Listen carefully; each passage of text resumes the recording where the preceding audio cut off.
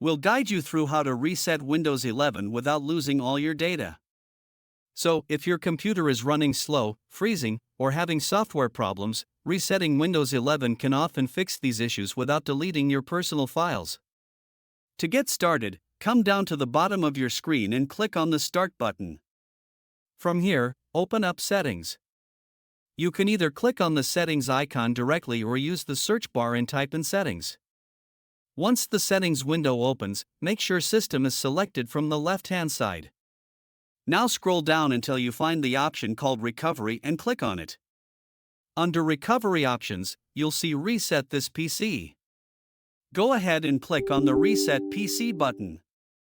A new pop-up window will appear giving you two choices: keep my files or remove everything. Since we want to reset Windows 11 without losing our personal data, select Keep My Files. This option will remove apps and settings but keep your personal documents, photos, and files safe on the computer. Windows will now prepare the reset process.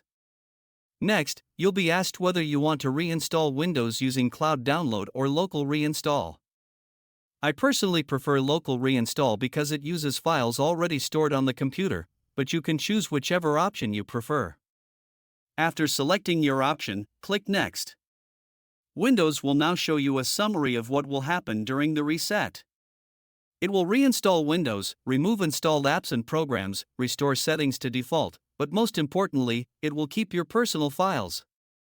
You can also view a list of apps that will be removed so you know what you may need to reinstall later. Once you're ready, click Reset and the process will begin. Your computer may restart several times during this process, so just let it complete. And that's it. You've successfully reset Windows 11 without losing your files. If you found this video helpful, then consider subscribing and liking the video, and I'll see you in the next one.